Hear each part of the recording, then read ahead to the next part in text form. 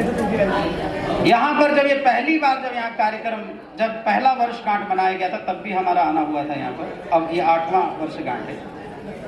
देखिए इन्होंने बहुत मेहनत किया, हमारे भाई जी ने बहुत मेहनत करके सुबह सुबह 3:30 बजे 3 बजे 2 बजे उठ करके इस ठंड काल में भी जाकर के लोगों को योगा कराना, लोगों को जगाना।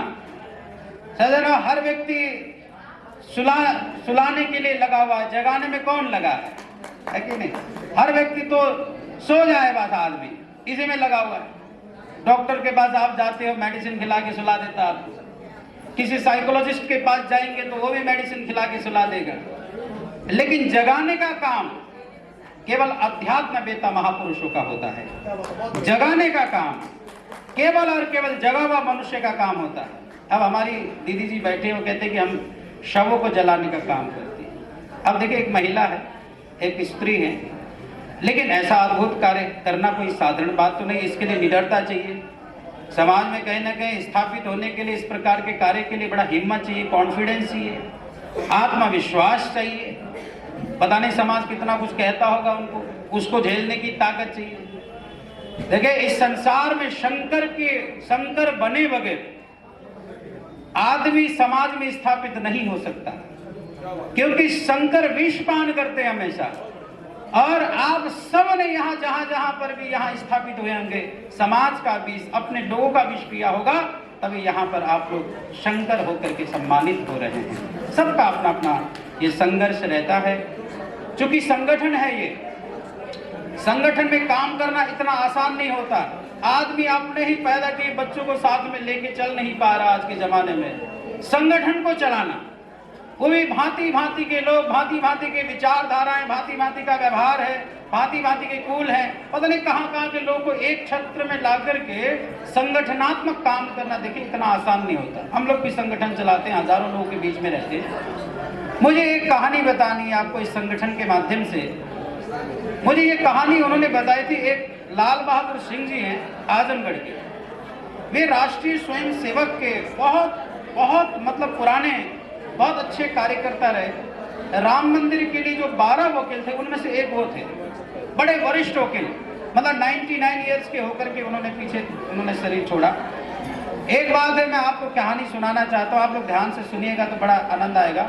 पीछे जो आवाज आ रही है मेरी मातृशक्तिगण, वो ना बोले तो बहुत अच्छा है, क्योंकि देखिए साधु जब बोलता है तो साधु आचार्य के समान होता है। साधु हमेशा अपने आशीष वचन के लिए ही जाना जाता है।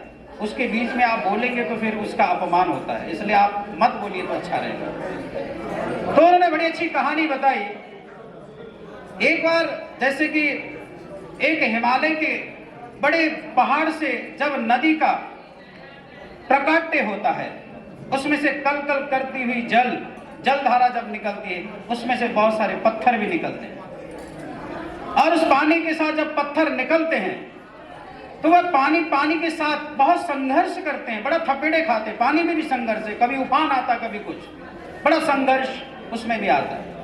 और वो पानी के साथ रहते रहते वो उन पत्थरों में बड़ा चिकनाहट पैदा होता है। लेकिन देखिए जब कुछ बन जाते हैं तो वह पत्थर पानी के नदी के किनारे लग जाते हैं।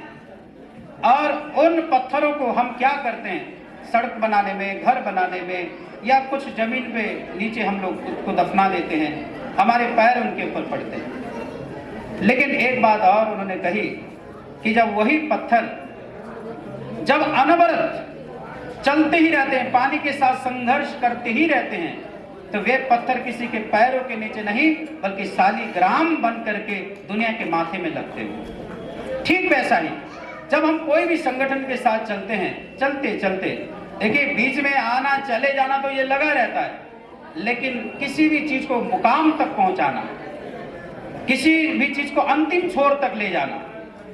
और हमारे दिव्य गुरु श्री आशुतोष महाराज जी कहते हैं कि हमें शरीर की स्वस्थता, मन की स्वस्थता या फिर प्राण तक का ही ज्ञान नहीं हासिल करना है, बल्कि अध्यात्म का जो सर्वोच्च शिखर है, आत्मा का दर्शन, वो भी प्राप्त करना है।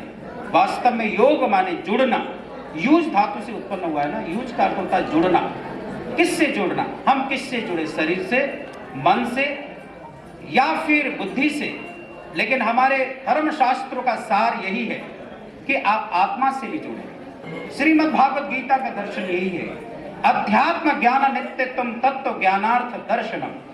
अध्यात्म ज्ञान जो नित्य है, सनातन है, सदियों से है, वह ज्ञान जो परमात्मा के परम प्रकाश के दर्शन से ही वो ज्ञान प्राप्त होता है, वह ज्ञान संपूर्ण मानव समाज को प्राप्त करनी चाहिए।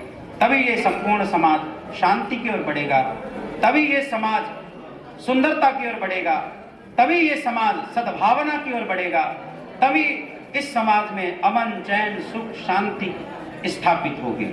इन्हीं शब्दों के साथ बहुत बहुत साधुवाद देते हुए मैं अपनी वाणी को विराम दूंगा। आप सबको जो भी यहाँ पर सम्मानित हुए, जिन्होंने अपने अपने क्षेत्र में, किसी ने रेसलर में, किसी ने एजुकेशन में, किसी ने अध्यात्म में, किसी ने लीडरशिप में, किसी ने संगीत के क्षेत्र में जिन्होंने कार्य किया, वो सब के सब धन्यवाद के, शुभकामनाओं के और बहुत बहुत साधुवाद के पात्र हैं। बोले गुरु गोरक्षनाथ महाराज की हर हर महादेव।